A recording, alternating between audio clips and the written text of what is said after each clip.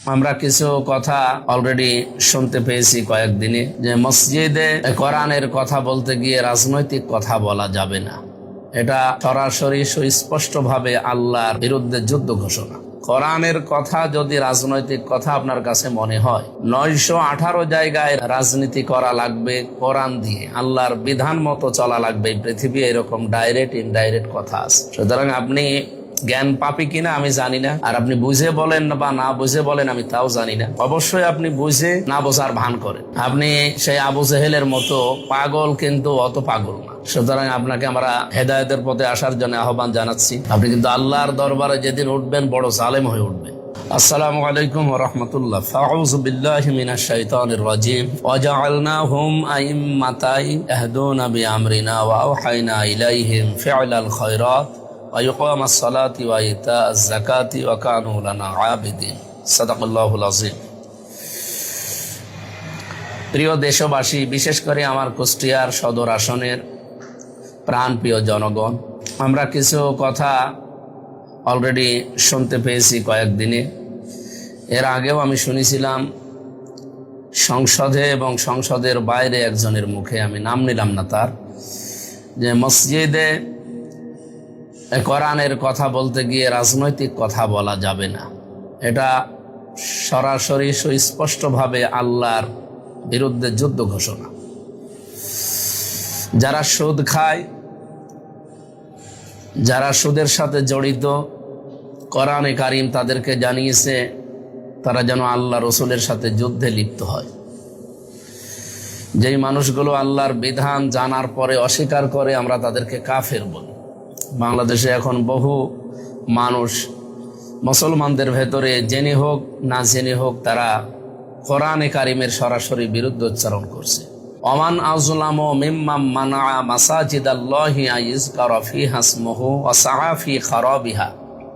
সূরা বাকারার এই যে 114 নম্বর আয়াত, এই আয়াতের ভেতরে যে তাফসীরগুলো আমি দেখেছি, ওই ব্যক্তির চাইতে বড় জালেম আর পৃথিবীতে আল্লাহর দৃষ্টিতে কেউ নেই, যারা আল্লাহর ঘরে তার নাম উচ্চারণ করতে বা মসজিদে আল্লাহর নাম উচ্চারণ করতে বাধা দেয়।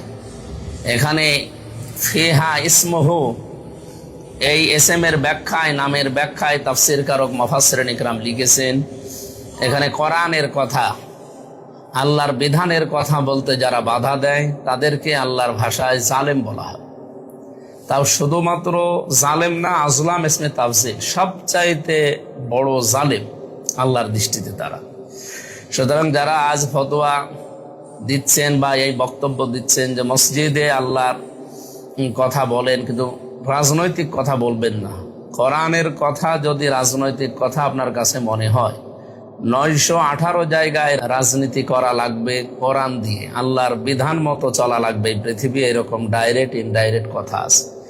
সুতরাং আপনি জ্ঞান পাপি কিনা আমি জানি না, আর আপনি বুঝে বলেন বা না বুঝে বলেন আমি তাও জানি না। অবশ্যই আপনি বুঝে না বোঝার ভান করেন। আপনি সেই আবু জেহেলের মতো পাগল, কিন্তু অত পাগল না। সুতরাং আপনাকে আমরা হেদায়েতের পথে আসার জন্য আহ্বান জানাচ্ছি। আপনি কিন্তু আল্লাহর দরবারে যেদিন উঠবেন বড় জালেম হয়ে উঠবেন। কুষ্টিয়া সহ আমার এই আসন সহ বিভিন্ন জায়গায় যারা কথা তুলেছেন যে যারা রাজনীতি করে, যে সমস্ত ইমামেরা, তাদেরকে মসজিদে ইমামতি করতে দেওয়া হবে না। অথচ মসজিদের ইমাম শুধুমাত্র মসজিদের ইমাম না, তারা সমাজের ইমাম, তারা দেশের ইমাম। কোরআনে কারিমের সূরা আম্বিয়ার এই 73 নম্বর আয়াত, ওয়া জাআলনাহুম আইম্মাতান ইয়াহদুনা বিআমরিনা, আমি আল্লাহ তাদেরকে বানিয়েছি আইম্মাতান, নেতৃবৃন্দ বা নেতা, ইয়াহদুনা, তারা পথ প্রদর্শন করত, বিআমরিনা, আমাদের নির্দেশ অনুসারে।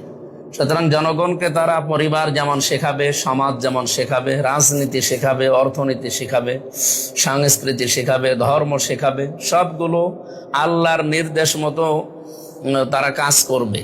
তারা সমাজের নেতা, সমাজের ইমাম মানেই তো নেতা আমরা জানি। ওয়াও হায়না, এবং তারা, আমরা ওহী করেছিলাম ইলাইহিম, তাদের প্রতি, ফি'লাল খায়রাত, তারা যেন ভালো ভালো কাজের আঞ্জাম দেয়। ইকামাস সালাতি, তারা নামাজ কায়েমের কথা বলবে। ওয়া ইতাআজ যাকাত, এবং তারা যাকাত প্রদান করত বা করবে। ওয়া কানু লানা আবিদিন, এবং তারা ছিল আমাদের জন্য একজন এবাদতকারী বান্দা, আমার এবাদতকারী বান্দাদের মধ্যে অন্যতম।